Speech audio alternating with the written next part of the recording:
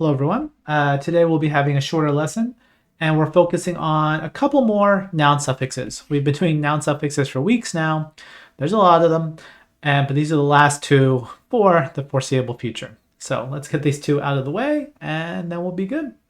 We're focusing on two that don't really have much of a relationship to one another, but we have nitsuite, which I'd say is the more common of the two, and then we have no ue de wa, which is less common, but you do hear it more, especially in more formal situations, business especially.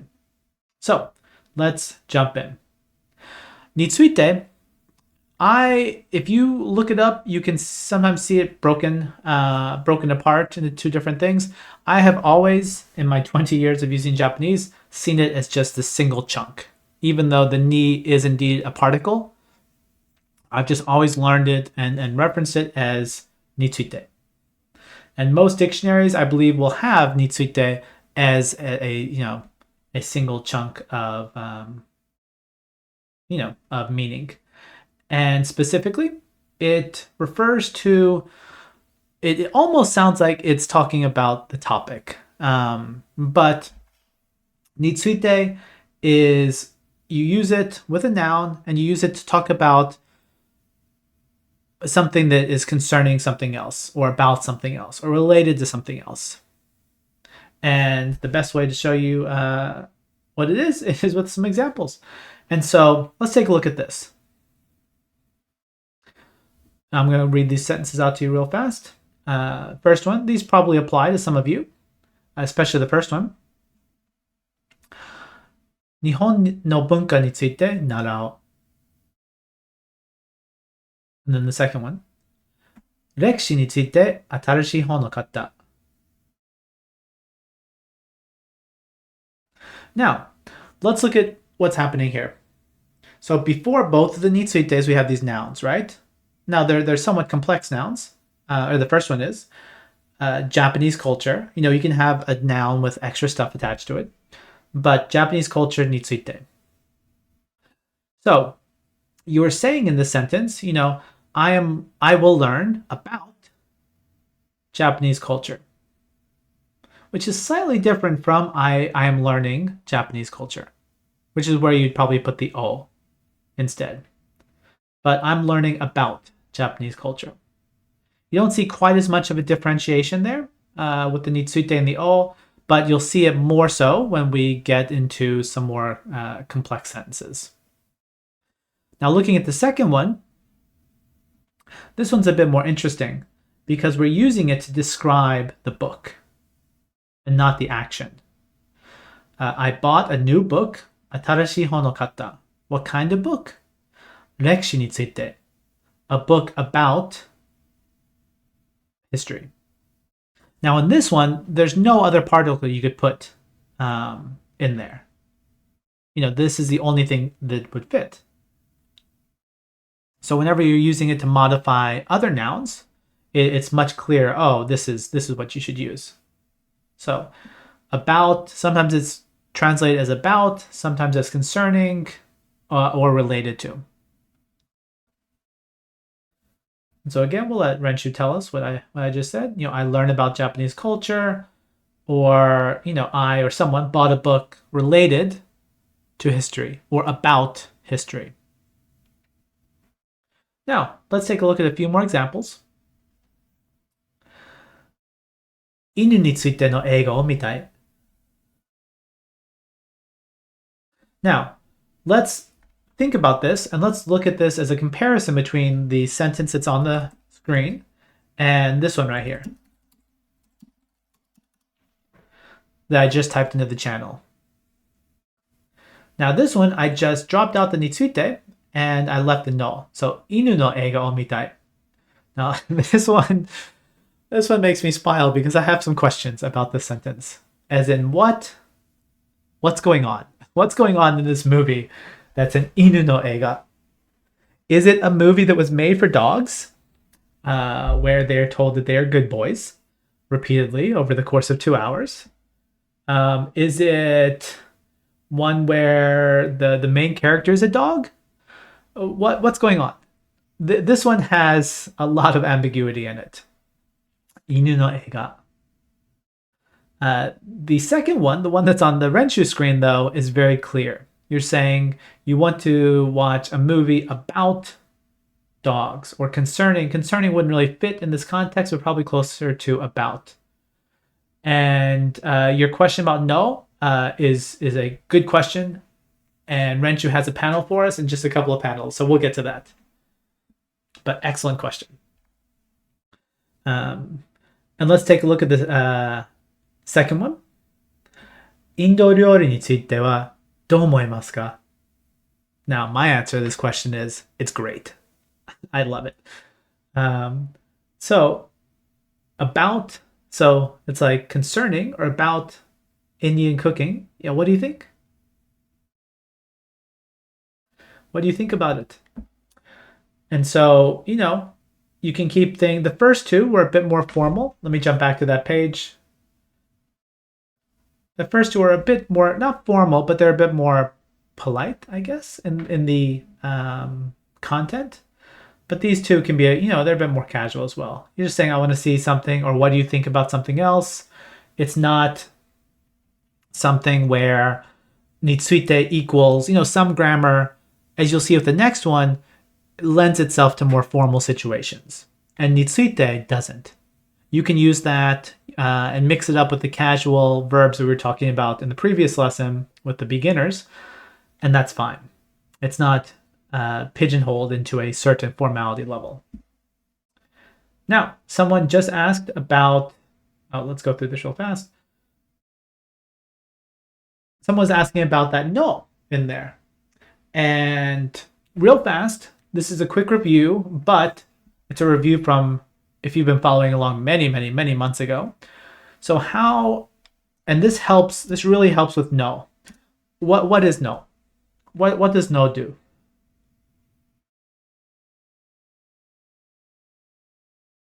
And its core essence. What is no doing? Not the possessive mark. Nope, it's not. Nominalizes is another usage, but not the one that we're talking about here. Possessive is but a small chunk of what someone else said below, which is gives more info. Anytime you have this setup, B is something, A is giving information about B. I always use this word because I like it. It's a fancy word. It adds specificity. So if you're talking about a book, it could be any book in the world. It could be any number of books. A book is the most general, way you could describe a book. That no takes it and you say, it's my book. And that's where the possessive comes in. Watashi no hon. It could be a book about dogs. Inu no hon. Or a book for dogs. It always adds information. It adds specificity to whatever comes after it. So, with that in mind, let's jump back. There we go. We have a noun here, eiga. What kind of eiga? Do we have any information about eiga? Yes, we are adding information about it. We need that no. We need that no to add information onto the movie. The only time you don't need no is when you're using adjectives, because they just link right up there. But when you're adding other nouns or other chunks of stuff onto that noun, you need that no to say, hey, I've got more information for you. Let me use no to tell you about it. Because if that's not there, you're just globbing some word onto the next to a noun, which wouldn't work.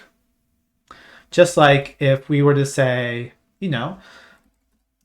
I don't want to say a book about dogs or a book for dogs. I just want to say inuhon.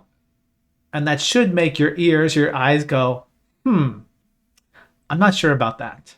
It feels weird because you can't just push things together. and say it's, we might say it's a dog book in English, but we can't do that in Japanese. We need to show the relationship between those two words, and we're using the no to say, hey, this first thing's helping out the second. So that's why the no appears after this one, is because what comes after it is a noun. Now, if we jump back a sec to this first one, look up here. Nihon no bunka ni tsuite narao. What comes after ni tsuite is narao, a verb. So that's fine. We don't need it there.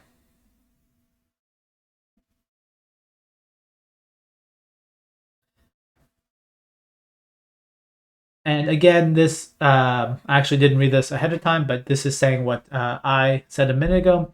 We're not saying it's a dog's movie, because again, if we said inu no eiga, again, we're not sure what this relationship between dog and movie is. About dogs, for dogs, a movie made out of dogs. I don't know. We need that nitsuite in there to give clarity to what we're talking about. Now, the second one, this wa isn't entirely necessary. You don't need it. But because we're using, if we were talking more casually, using casual forms, we'd probably drop it. So I could rewrite this in a casual form and say, インド料理についてどう思う? And that would be fine. But with our polite forms, it might be more, it might be more likely to have that there. Now, this brings us, if you've noticed the bar at the bottom, already halfway or more than halfway through our lesson. And I would like us to practice a little bit. And this is not the easiest one to practice about, so I'm going to kind of give us some templates to work with. And you're all here, which means you're all learning Japanese, which means you all have some amount of desire to learn things.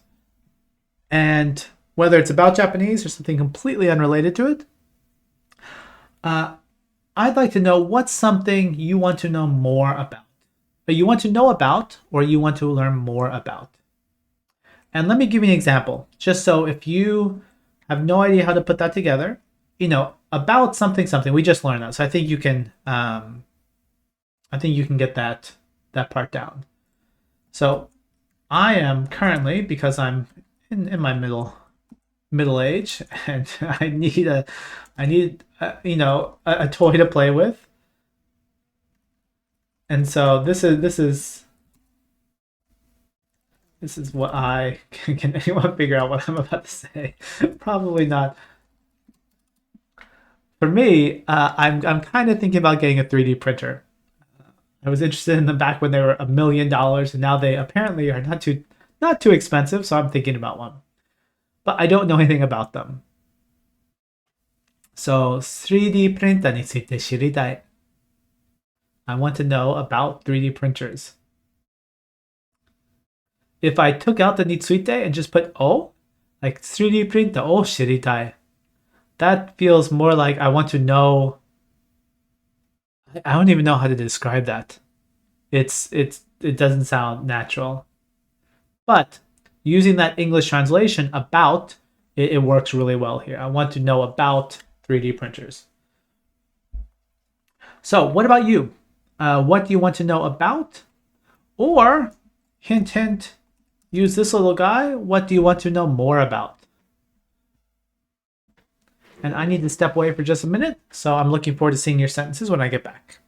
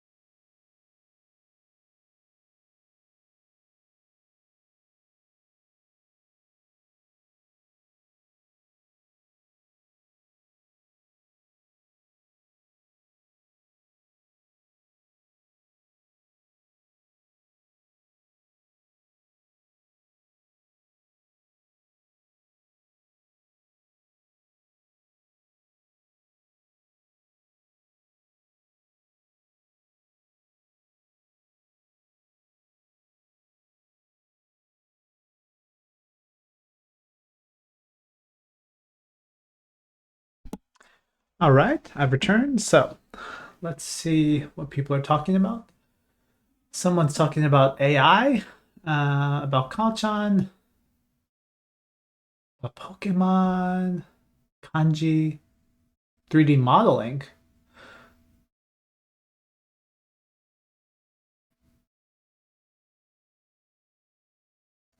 I like it. Everyone's got going off in very different directions.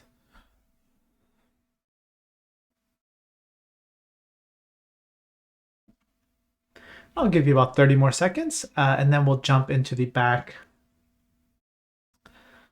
half of our lesson.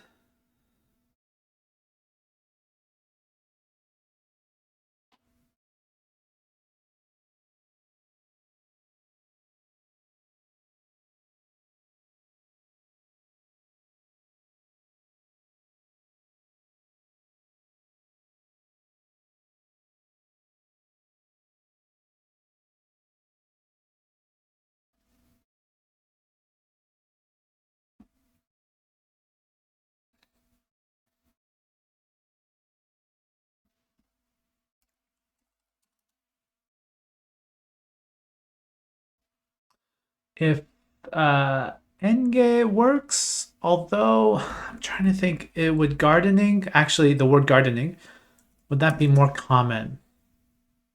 I feel like Enge is more about gardening and the study of gardening and plants and whatnot, as a whole, kind of on a more academic level. But I think gardening is more about the actual act, as in, like, I want to learn how to plant, vegetables and flowers and harvest stuff. And I think gardening would be a bit closer.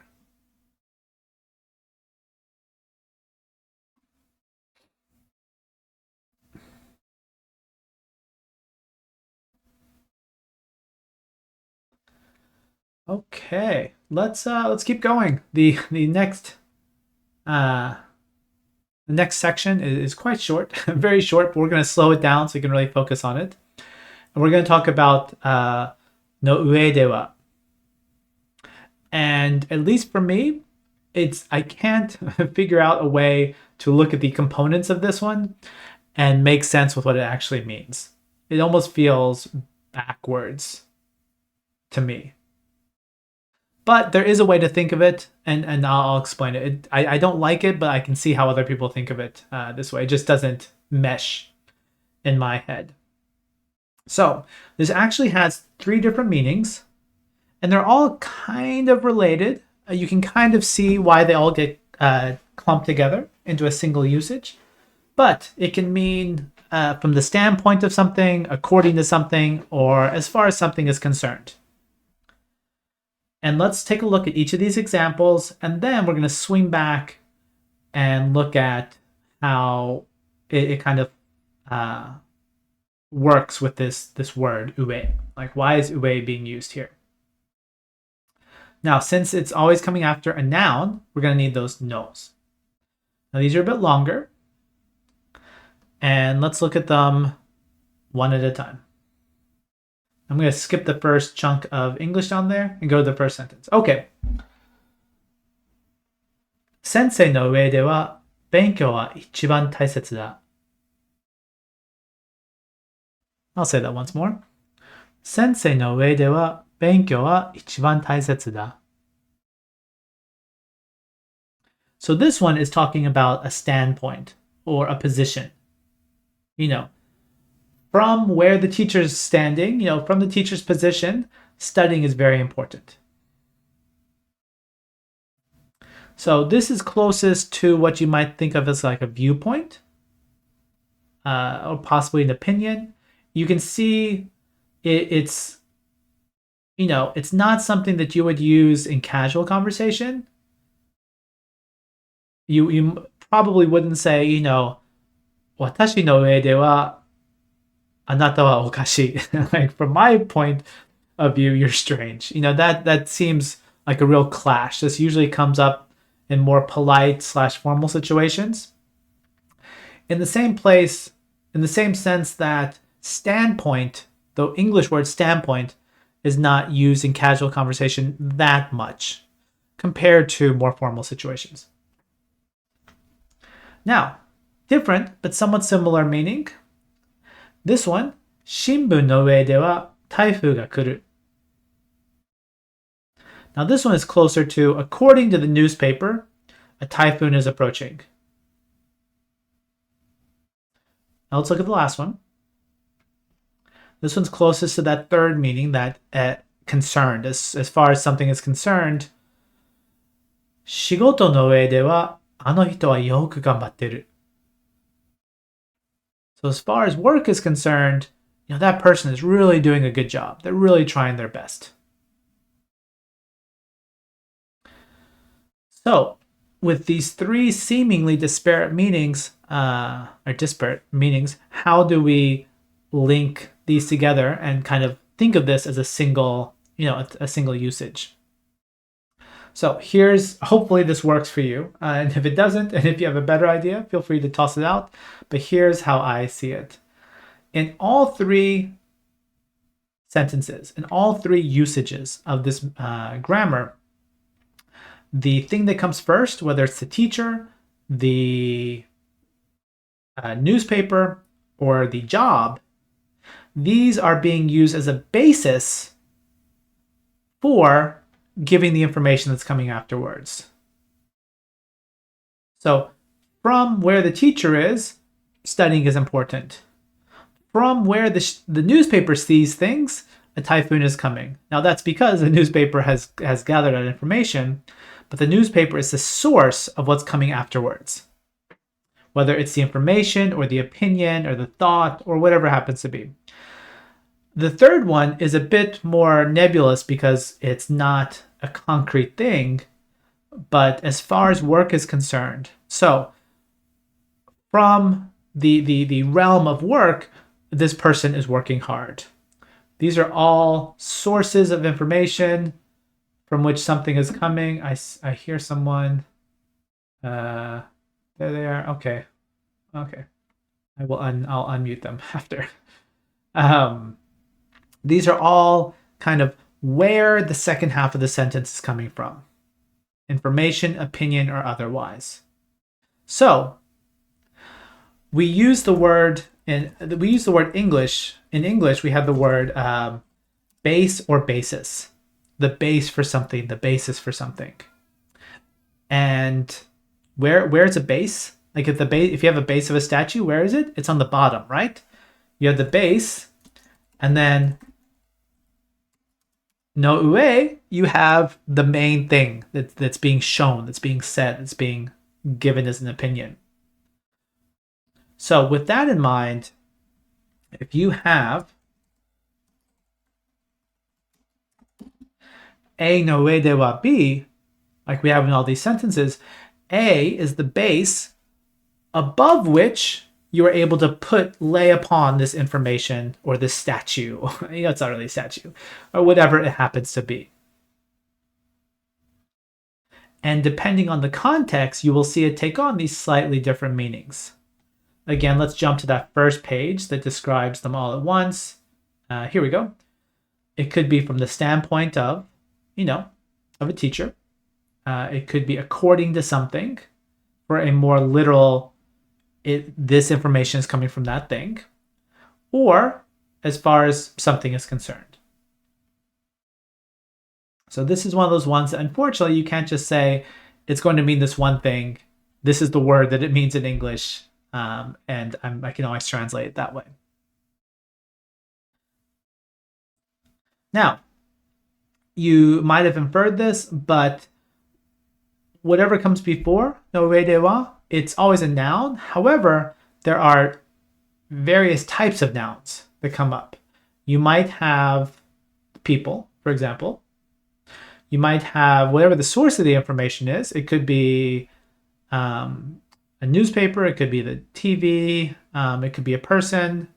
Although I feel like with the information one, it's usually not people that comes. It's some form or something that gives you information that was probably made by people, like a newspaper, but it isn't a person itself. It might be a website, a newspaper, it might be the book, it might be the rules. According to the rules, this play is forbidden, kind of thing. And then the third one can be, abstract, if you're considering a situation. So there's a bit of, are these really connected? But hopefully that explanation worked a bit for you and lets you see, oh, these are, linked together. This is not the easiest to really take and put into practice. And because it's more polite, more formal, you're going to see it more than you use it for 99% of us. Unless you're being put in positions where you're speaking in a more formal situation. Because, a lot of these, in more casual language, you could voice much more easily.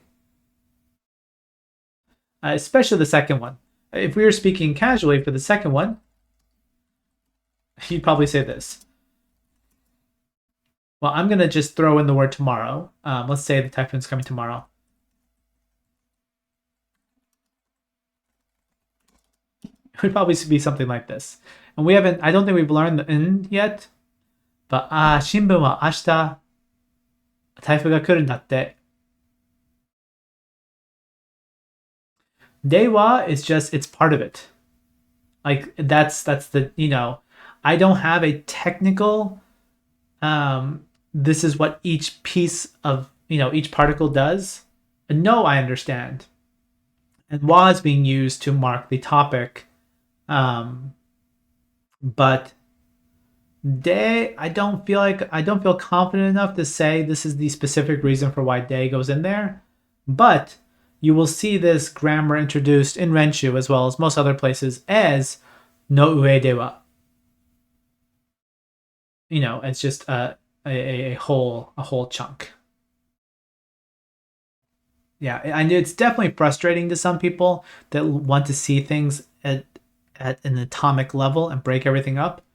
But I always recommend against that to keep your stress levels down.